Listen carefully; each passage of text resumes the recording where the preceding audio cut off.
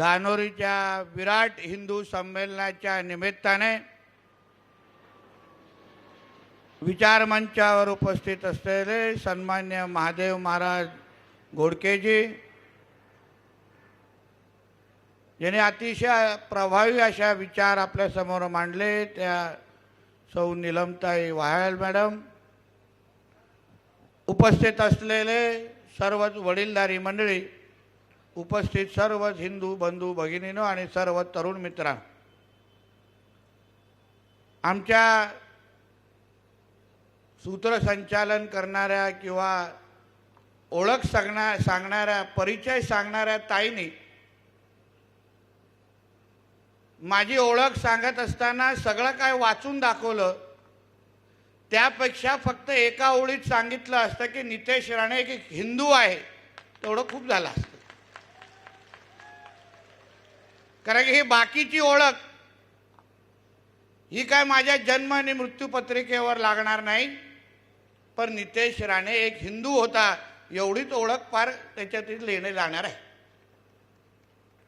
आणि म्हणून आज आपल्या इथे धानोरीमध्ये हिंदू संमेलनाच्या निमित्ताने आपण सगळेजण इथे आज उपस्थित आहोत। धानोरीमध्ये येत असताना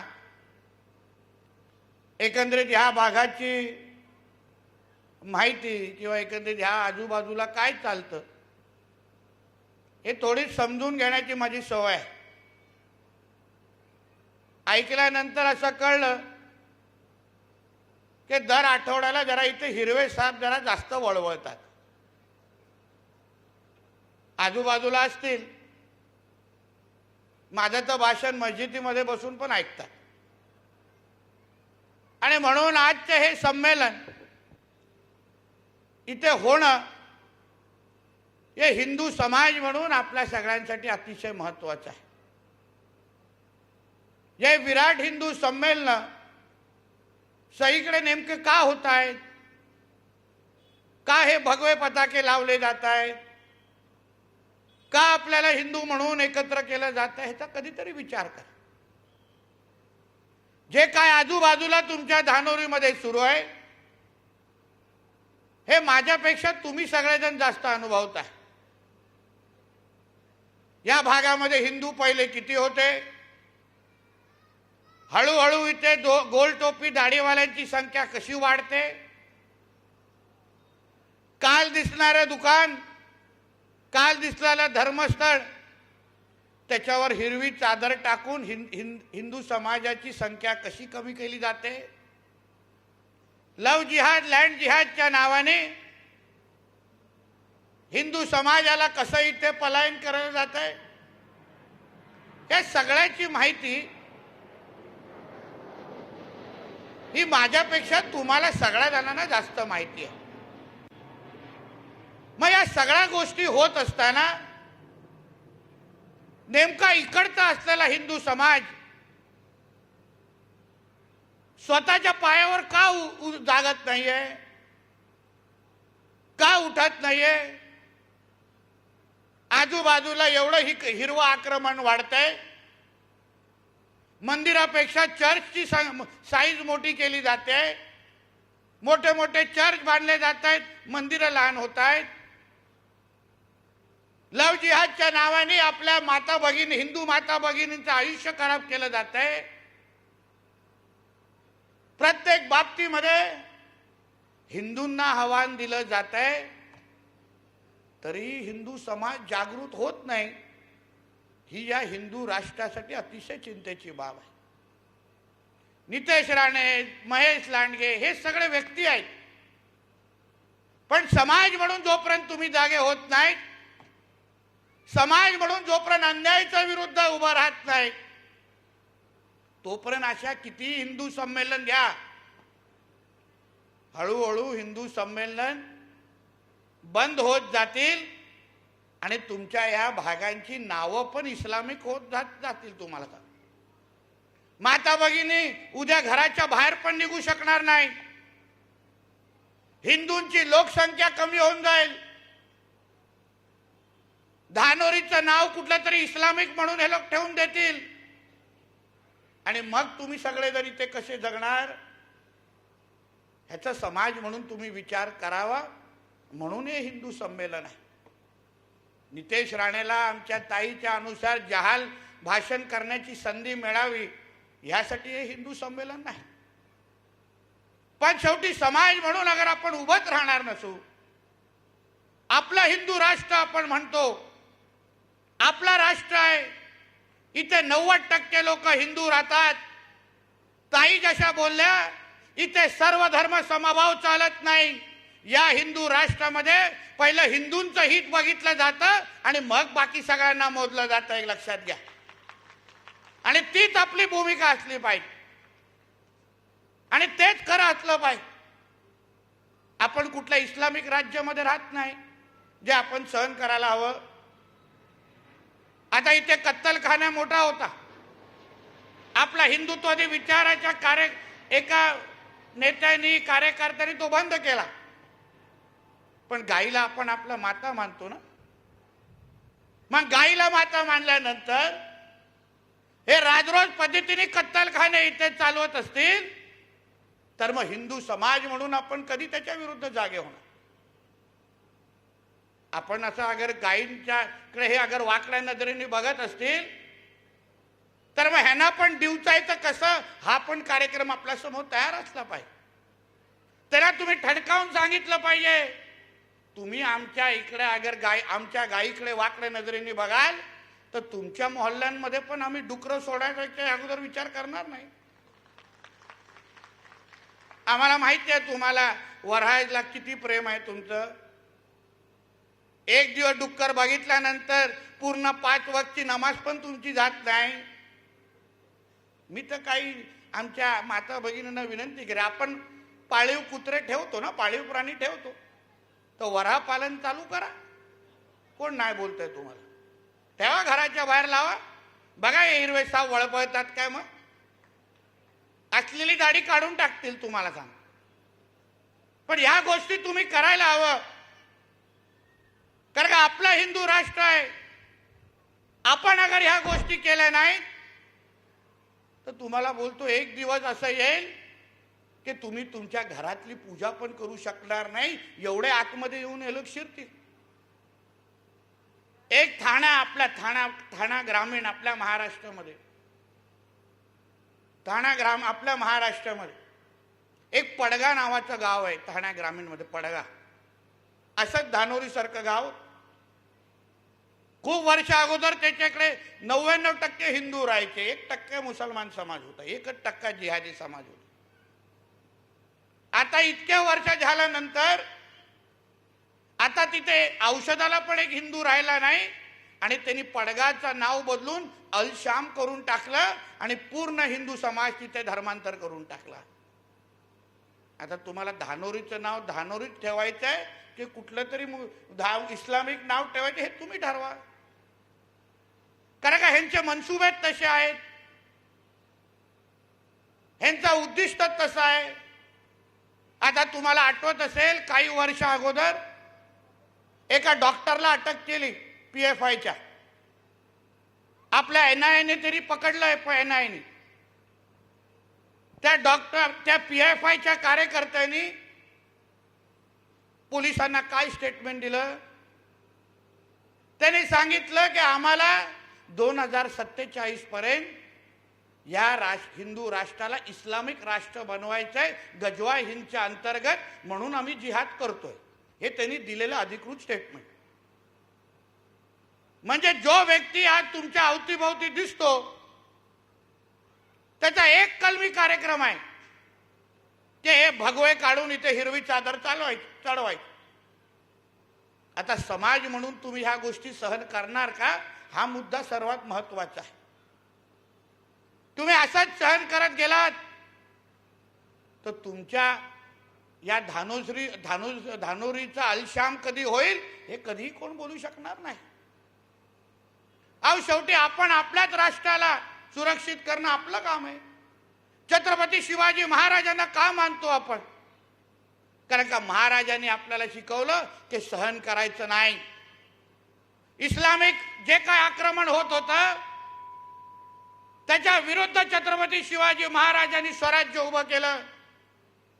अहो, स्वराज्याची लढाई ही इस्लामच्या विरोधातच होती, हिंदू विरुद्ध मुसलमान होती, हे सगळ्यांना माहिती आहे. काही आपल्यातले दीडशाणे आहेत ते आम्हाला सांगतात नाही नाही महाराजांच्या सैन्यामध्ये मुसलमान होते. काय तुझ्या पाकिस्तानमध्ये अब्बानी येऊन तुला सांगितलं? दाखव कुठेतरी लिहिलेलं. एवढ्या त्या औरंग्या असेल, टिप्या असतील, त्या लोकांनी असंख्य मंदिरं मूर्ती तोडल्या, आमच्या हिंदू माता भगिनींची आबरू लुटली. जेव्हा छत्रपती संभाजी महाराजांना औरंग्या मारत होता तेव्हा त्यांनी त्यांच्याकडून स्वराज्य मागितलं नाही, त्यांच्याकडून त्यांची दौलत मागितलं नाही. फक्त त्यांना सांगितलं की महाराज तुम्ही तुमचा धर्म बदला, सगळं काय सगळं तुम्हाला मी आणून दाखवतो. मग स्वराज्याची लढाई ही ही ही इस्लामच्या विरोधातच होती. आणि म्हणूनच हिंदू म्हणून तुम्ही सगळ्या जणांनी जागृत राहिलं पाहिजे. यासाठी हे हिंदू संमेलन आहे. तुम्ही विचार करायला पाहिजे की रोज हे जे काय आपण व्यापार दुकानामध्ये करतो, अहो काही विकत घेत असताना सर्वात पहिली भूमिका तुमची असली पाहिजे, मी एक ही रुपया अगर खर्च करेन तर फक्त हिंदू व्यापाऱ्यांकडूनच घेईन, हा निर्धार आणि विचार घेऊन तुम्ही बाजारपेठामध्ये गेला पाहिजे. दुकानाच्या त्या इकडे मागे बसलेला विचारा, अरे बाबा तू हिंदू आहेस ना तरच मी तुझ्याकडे घेईन, नाही तर मी घेणार नाही. पण ह्याची काळजी घ्या आज, कारण का आजकाल वरती जय श्रीराम लिहिलं असतं आणि आतमध्ये अब्दुल पण बसला असतो. हे नालायक तसे पण निघतात. म्हणून माता भगिनींना आणि तुम्हाला सगळ्यांना सांगेन, कुठल्याही दुकानाकडे जाल तुम्ही पहिलं त्या दुकानाच्या इकडे बसलेला विचारा, बाबा तू हिंदू आहेस ना? तो हो बोलला, बोला चा हनुमान चालीसा बोलून दाखव, चा रामदेवतेची आरती म्हणून दाखव. दाढीवाल्यानं कुठे येणार, ढोल टोपीवाल्यानं कुठे येणार? ते लगेच गपचूप मागून निघून जात. म्हणून एवढं कडवट होणं आजच्या काळाची गरज आहे.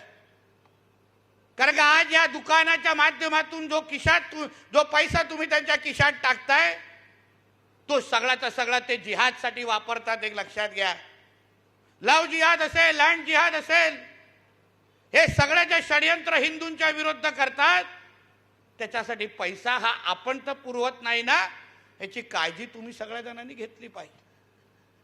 तुम्हाला माहित नाही त्यांच्याकडे 16 प्रकारचे हराम आहेत. 16. सर्वात 16वं म्हणजे थुकणं आहे.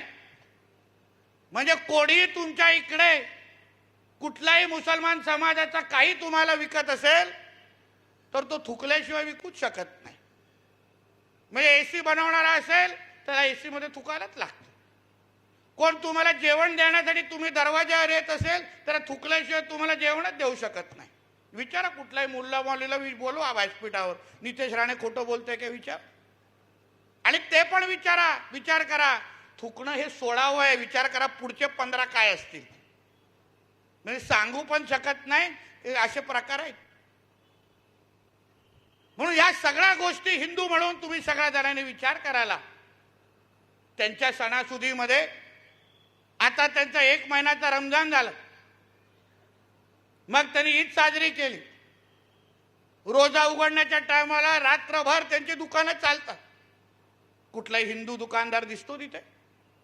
कोणाला हिंदूला परवानगी आहे तिथे उभं राहून विकत दुकान टाकण्याची? दाखवा मला जरा कोणातरी आहे.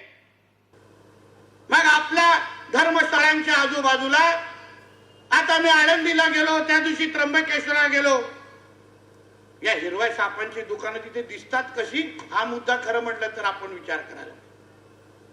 ते अगर आमच्याकडून काही व्यवहार करायला तयार नाही, त्यांचा आपण सगळेजण त्यांच्यासाठी काफीर आहोत. एक लक्षात घ्या, आपल्याकडून घेणं म्हणजे हराम आहे.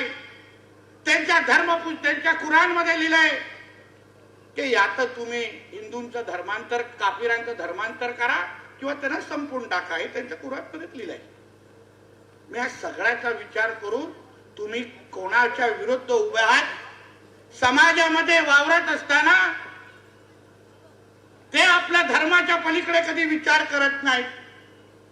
धर्म त्यांच्या बाजूला ठेवला आणि धर्म आणि तुमच्यामध्ये निवडण्याची पाळी आली तर ते धर्माला निवडून पुढे जातील, तर मग हिंदू म्हणून आपण कडवट का होऊ नये याचा विचार कधीतरी तुम्ही लोकांनी करायला हवा. आणि म्हणूनच तर हे हिंदू संमेलन आपल्यासाठी महत्वाचे आहे. आणि म्हणूनच आम्ही सगळीकडे फिरून या हिंदू संमेलनाच्या माध्यमातून हिंदू समाजाला जागृत करण्याचं आम्ही काम करतोय. आता मी आळंदीला जाऊन आलो. तिकडे आपल्या गुरुकुल जे आपले वारकरी संप्रदाय चालवतो त्यालाच बंद करायला जातात, त्याच्याच विरुद्ध तक्रारी देतात. आणि मग यांचे जे मदरसे चालतात ते काय, ते काय त्याच्यातून शिक्षण देतात? हे जरा मागे गप्प बसा रे, सगळी चर्चा आताच करायची की काय? त्याच्यातून काय शिक्षण दिलं जातं? कुठला डॉक्टर इंजिनियर त्याच्यातून बाहेर निघाला सांगा जरा मला कधी चुकून? त्या मदरस्यांमध्ये सगळे फक्त आतंकवादीचेच अड्डे आहेत, ते बाकी काहीच नाही. कितींदा हत्यार सापडलेत, आतंकवादी सापडलेत, देशविरोधी जे जे ताकते आहेत ते सगळ्या त्या मदरसाचा सहारा आधार घेतात आणि देशामध्ये येऊन थांबतात.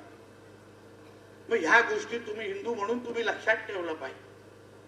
आपण कसं रोज वागतो, कोणाबरोबर व्यवहार करतो, आपल्या मुलांना कुठल्या शाळेमध्ये शिकायला पाठवतो याबद्दल विचार. आज आपण मुलांना कॅथलिक शाळेमध्ये पाठवतो, मग उद्या ते येऊन जय श्रीराम कसं म्हणणार? माय फादर इज जीजस एवढंच म्हणणार, तुमचं नाही ऐकणार. म्हणून ह्या सगळ्या बाबतीमध्ये आपण फार विचारपूर्वक पुढे गेलं पाहिजे. आज आपल्या राज्यामध्ये हिंदुत्वाने विचारायचं सरकार आहे. तुम्ही हिंदू म्हणून वावरत असताना कुठल्याच गोष्टीची चिंता करू नका. आम्हाला हिंदू समाजानेच निवडून दिलंय म्हणून तर आम्ही त्या मंत्रालयामध्ये बसलोय ना, हे तुमच्याच सगळ्यांच्या आशीर्वादामुळे. आम्हाला काय गोल टोपे दाढीवाल्यांनी निवडून नाही दिलं. मी ठणकावून सांगतो, आज जो मी आमदार आहे ना, मी हिंदू समाजामुळे आज आमदार आणि मंत्री झालोय, हे मी ठणकावून सगळीकडे सांगतो. मी काय कुठल्या मोहल्ल्यांमध्ये पण मतदान मागायला गेलो नाही, उलट माझं मतदान वाढलं. ह्यांना शिवाय देत नाही. विचार कोण नगरसेवक असतील विसतील तिकीट मागणार त्यांनी विचार करावं. जे कधी आपल्या होणारच नाही त्यांची कशाला चाटायची सांगा तुम्ही मला? कशाला जायचं त्याच्या दरवाज्यावर? पण 50 त्यांचे गेले ना, 500 हिंदू जास्त मतदान करतात हे मी अनुभवपोटी तुम्हाला सांगतो. उगाच त्यांच्या समोर लाचार होऊ नका. आपण आपल्या हिंदू राष्ट्राला भक्कम करायचं असेल तर हिंदू समाजाच्याच आशीर्वादामुळे नगरसेवक आणि आमदार बना, हे मी तुम्हाला आवर्जून इथे या निमित्ताने सांगून जातोय. ह्या हिंदू राष्ट्रामध्ये, या महाराष्ट्रामध्ये तर आता हिंदू समाजात या पुढची सगळी दिशा ठरवणार.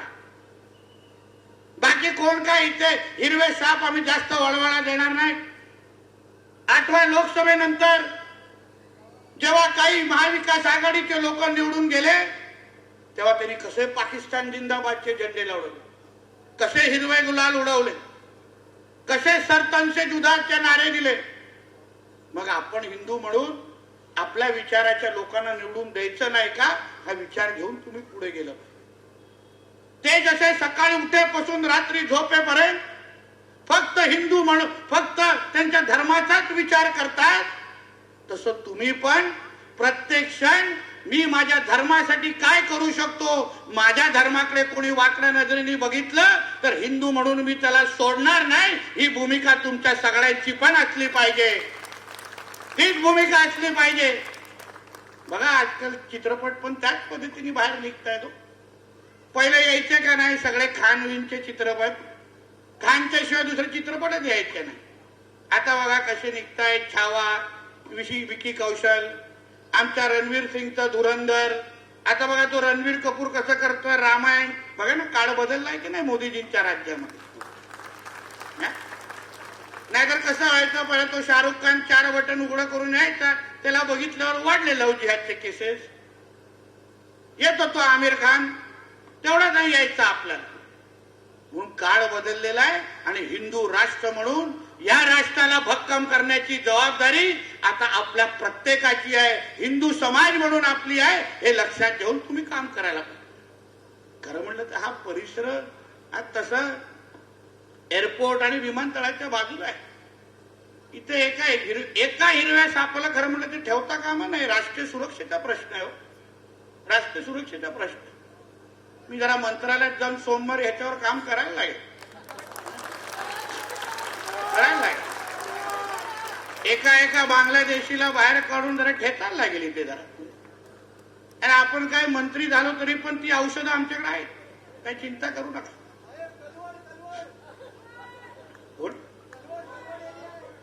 मग तिथे ठेवायचं ना संमेलन, इथे कशाला ठेवलं? थोडं एकदम म्हणजे तिच्या समोर ठेवलं असतं ना, तिथे आपल्याला आवडतं असं नाही. तर त्यांनाही कळून दे, जो या देशाला आपला देश मानेल, जो या राष्ट्राला आपला राष्ट्र मानेल, जो आमच्या तिरंग्याला आपला तिरंगा म्हणेल, जो माझ्या बरोबर उभे राहून वंदे मातरम बोलेल, तोच या देशामध्ये राहू शकतो. ही भूमिका आपल्या सगळ्यांची असली पाहिजे. ज्याला आपल्या देशाचं राष्ट्रगीत चालू होत असताना तो उभा राहत नाही, ज्याला तिरंग्याला त्याला सलाम करायचं, नमस्कार करायचं नसेल, त्या सगळ्या जणांनी पाकिस्तान मधल्या आपल्या अब्बाकडे निघून जावं. आम्हाला ही घाण तशी पण देशामध्ये नको आहे, तशी पण देशामध्ये नको. जे राहत असतील ते या हिंदू राष्ट्रावर प्रेम करणारे आम्हाला पाहिजे. आम्हाला नको ते घाण बांगलादेशी आणि रोहिंग्या येते. तरी पण तुम्ही बघा, कुठल्याही सरकारी योजना काढा, अन्य वेळी मोदी साहेबांना आणि फडणवीस साहेबांना बडबडायचं, पण लाडली बहीण योजना, मुख्यमंत्री लाडली बहीण योजना काढली, हे पहिले पोचले पुढे बुरका घालून. कुठलीही योजना बघा, सर्वात जास्त लाभार्थी त्यांच्या घरात असतात, आमचे हिंदू मागे. आम्ही तर एक माहिती काढली की एका घरामध्ये एकाने फक्त केंद्र आणि राज्य सरकारच्या योजनेवरून 73,000 दर महिन्याला त्यांच्या घरी येतात. 73,000 कशाला करतील काय दुसरं? आणि सांगा त्यांचे आमचे कसे, एक दो हम दो हमारे दो, त्यांचे हम दो हमारे 200. ते काय 200 वर पण थांबत नाही. आणि ते 2 मध्ये पण गडबड असतो. त्यांना माहित नाही याचा अब्बा कोण. टोकन नंबर देत असतील, वो वाला 30 वाला ना वो मेरा है, वो 50 वाला किसका है, उसका शक्ल ही नहीं मिल रहा है किससे. असे पण आहेत. यांना आपल्या राष्ट्रामध्ये ठेवायचं, यांच्याकडून घाबरून आम्ही राहायचं. कुठल्या तोंडाने ते लोक आमच्या अंगावर येतात, कुठल्या तोंडाने आमच्या हिंदूंच्या आडवे येतात. अहो तुम्ही फक्त हिंदू म्हणून या दानोलीमध्ये एकजूट दाखवा. एक पण हिरव्या सापाला इथे वळवळ करून देणार नाही, हा शब्द तुम्हाला इथे देऊन जातो. तुम्ही फक्त एकत्र या. मग आम्हालाही बघायचं कोण वळवळ करायला बाहेर येतो. आम्हालाही बघायचं, आम्हालाही बघायचं. हे काय कोणाचा पाकिस्तान इस्लामाबाद करायची नाही. तुम्हाला काय वळवळ करायची आहे ना, निघून जा पाकिस्तान मध्ये. इथे राहायचं असेल तर या भगवाला सलाम करायलाच लागेल. ही भूमिका आपल्या सगळ्यांची असली पाहिजे. आपलं कसं हे घोषणा दिली तर काम झालं, बाकी काय ना. मग त्या दिवशी दंगलीच्या टायमाला सगळे गायब असं ना. एकदा छत्रपती शिवरायांचं नाव घेतलं ना, तर तेवढाच अंगात रग पण आपण तेवढंच दाखवलं पाहिजे. अहो 90% या देशामध्ये तुम्ही सगळेजण आहात, ते मोजून 10 ते 12% आहे. सगळे बाहेर आले तर मासे आणि किड्यासारखे पण ते लोक आपल्या हाताला लागणार नाही, तेवढा विषय. फक्त तुम्ही एकजूट दाखवली पाहिजे. या धानोरी या परिसरामध्ये आपण इथे हिंदूंची लोकसंख्या कशी कमी होणार नाही यावर या संमेलनामध्ये चर्चा झाली पाहिजे. जाऊन दे नितेश राणे, कुठलाही तुम्हाला राजकीय नेता नको आहे.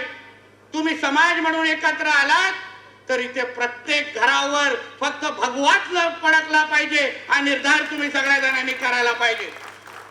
त्यांचे जसे सण येतात, त्यांचे सण अगर शांततेत साजरे होत असतील तर आमच्या पण सणासुदीमध्ये दगडी आणि चपला पडले नाही पाहिजे. आता बघा हल्लीमध्ये काय झालं, ईदचं सण आलं, कोणी दगड मारले, कोणी त्यांना आडवे आले, पण आमचे रामनवमीच्या मिरवणूक निघाल्या तर इधर भगवा लगाना नाही, तिथून दगड मारायची, तिथे काय चपला मारणार, किती घटना महाराष्ट्रामध्ये घडल्या. म्हणजे जसं सर्व धर्म समभाव सांगणारे हे काही अतिशाणे जे आपल्या समाजामध्ये आहेत, गंगा जमुना तेजीब बोलतात. काय गंगा जमुना भाईचारा, माय भाईचारा बाबा, जो ईदला दिसतो तो रामनवमीला का दिसत नाही, हा प्रश्न ह्या निमित्ताने विचारायचा. मग तुझा भाईचारा हनुमान जयंतीच्या निमित्ताने का दिसत नाही? का आमच्या पोलिसांना विनंती येतात कि बड़े मस्जिद से उनका ये सब उनका मिरवणूक नहीं निकालना चाहिए? तुझे काय बड़े मस्जिद काय पाकिस्तान मध्ये आहे का? म्हणून हिंदू म्हणून ही भूमिका तुम्ही सगळेजण घेणं अत्यंत गरजेचं आहे. जो नियम त्यांना लागतो तो नियम आपल्याला पण लागला पाहिजे. आणि या हिंदू राष्ट्रामध्ये इथे प्रत्येक हिंदू सण हा जो जो उत्साहानेच साजरा झाला पाहिजे, ही भूमिका तुमच्या सगळ्यांची असली पाहिजे. आणि म्हणून हे सगळे हिंदू संमेलन महत्वाचे आहे. आज ही काही वेळ निघून गेलेली नाही. तुम्ही या हिंदू संमेलनाच्या निमित्ताने घरी जात असताना फक्त हा एक कार्यक्रम म्हणून पाहू नका, हा विचार घरी घेऊन जाणं गरजेचं आहे. उद्यापासून या धानोरीमध्ये वावरत असताना कोणीही तुम्हाला हिंदू म्हणून इथे वाकड्या नजरेने बघता कामा नये, ही भूमिका आणि धाक तुमच्या सगळ्यांची निर्माण झाली पाहिजे. आज मी आळंदीच्या त्या मेळाव्यामध्ये जाण्याच्या अगोदर आमच्या त्या आयोजकांनी तिथे अफजल खानाचा वध करत असतानाचा फोटो लावलेला स्टेजवर. मी स्टेजवर येण्याच्या अगोदर पोलीस बांधव लगेच आले आणि आयोजकांना सांगितलं, नाही ना, हा फोटो काढा, इथे कायदा आणि सुव्यवस्थेचा प्रश्न होऊ शकतो. मला वा, म्हणजे खरा इतिहास सांगणं म्हणजे कायदा आणि सुव्यवस्थेचा प्रश्न निर्माण होतो का? मग असं असेल तर अफजल खानाचा वधचा फोटो हा प्रत्येक मस्जिदीच्या बाहेर लावायलाच लागेल आम्हाला. मग कशाला गप्प बसायचं? जो इतिहास आमच्या महाराजांनी रचलाय, जो खरा इतिहास आहे, तो सांगण्यापासून अगर आम्हाला कोण थांबवत असेल तर हिंदू म्हणून आपण सगळेजण ह्या बाबतीचा विचार करायलाच पाहिजे. म्हणजे विचार करा, तो फोटो लावू नका. कोणाच्या तरी त्या मोहल्ल्यामध्ये त्यांच्या भावना दुखतील असं बोलणारे लोक आज आपल्या समाजामध्ये आहेत. कधी हिंदू संमेलनाच्या बाबतीमध्ये असं कोण बोलायला येतं का? किंवा त्यांचे जे काही मोहरमच्या मिरवणुका निघतात, त्यांचे जे काही धर्मगुरू भाषण द्यायला येतात, तिथे जाऊन सांगतात का कि बाबा कुछ बोलना मत है, वरना हिंदू के वजह से इधर कायदा और सुव्यवस्था का विषय हो जाएगा? कोणी सांगतात? म्हणून ह्या बाबतीमध्ये तुम्ही सगळेजण विचार करा. माझ्या हातामध्ये आमच्या काही तरुण मित्रांनी सांगितलं की पीसीएमसी आमच्या पुणे महापालिकेने एक अनधिकृत मस्जिद तोडायला इथे ऑर्डर काढली आहे ना ऑर्डर तुम्ही जे दिलेली, पण तोडत नाही. काय धाक? आणि होत असताना पण आपण गप्प बसतोय. जे काय त्या पुणे महापालिकेला सांगायचं उद्या मी माझ्या भाषेत सांगणारच आहे, पण नितेश राणे येण्यासाठी का वाट पाहायची? नाही झालं असतं हिंदू संमेलन तर अनधिकृत मस्जिद आपण बांधायला देणार? तुम्ही बांधा ना, तुमचे अधिकृत आहेत ना, तिथे जाऊन नमाज पढा. तुम्हाला अनधिकृत का बांधायचे? तुमचे काय फक्त शुक्रवारचे सिलेंडर अनधिकृत मस्जिदीवरच वरती जाणार, दुसरीकडे जाणार नाही? ह्या बाबतीमध्ये विचार. जे काय करायचंय, सरकार म्हणून आम्ही तुमच्या मागे आहोत, फक्त हिंदू म्हणून तुम्ही एकत्र येणं ही काळाची गरज आहे. तुम्हाला सांगतो, त्यासाठी हे हिंदू संमेलन महत्वाचे आहे. तुम्ही फक्त तुमची एकजूट दाखवा. या देवाभाऊच्या महाराष्ट्रामध्ये हिंदूंना कधीच काय होणार नाही, हा विश्वास तुम्हाला आजच्या निमित्ताने मी देणार आहे. म्हणून हिंदू संमेलनाच्या निमित्ताने आज जे काय आपण एकजूट किंवा एकत्र आलोय, ही एकजूट आमच्यासाठी महत्वाची आहे. मी गेल्यानंतर, माझी पाठ फिरल्यानंतर उद्या परवा एक आठवड्यामध्ये कुठलाही हिरवा साप इथे वळवळला ना, परत येऊन तुम्हाला लोकांना ठेचण्याचा कार्यक्रम करून एक लक्षात ठेवा बोलून जातोय. कुठलीच मस्ती करायची नाही. हे हिंदू राष्ट्र आणि हा हिंदुत्वादी विचाराचं सरकार या राज्यामध्ये आहे. जे पण आमच्या हिंदू समाजाकडे वाकड्या नजरेने बघतील तर सामना आमच्याशी एक लक्षात ठेवून पुढचा कार्यक्रम करा. आणि म्हणून या हिंदू संमेलनाच्या निमित्ताने आपल्याला विश्वास देण्यासाठी आलेला, आपल्याला एवढंच सांगण्यासाठी आलोय ते हिंदू संमेलनाच्या निमित्ताने जे आज आपण एकत्र आलेला आहात, वर्षाचे 365 अगर अशाच पद्धतीने एकत्र आलात, कोणच तुम्हाला इथे थांबू शकत नाही, एवढी ताकद हिंदू समाजामध्ये इकडे आहे. तुम्ही फक्त एकत्र या आणि आज जसं एकत्र आलात तसंच आपल्या या हिंदू राष्ट्राला भक्कम करण्यासाठी जेव्हा जेव्हा आपल्याकडे कोण वाकड्या नजरेने बघेल तेव्हा तेव्हा तुम्ही एकत्र आलात, तेव्हा कुठलाच नितेश राणेची तुम्हाला गरज भासणार नाही, एवढंच या निमित्ताने सांगतो. इथेच थांबतो. धन्यवाद.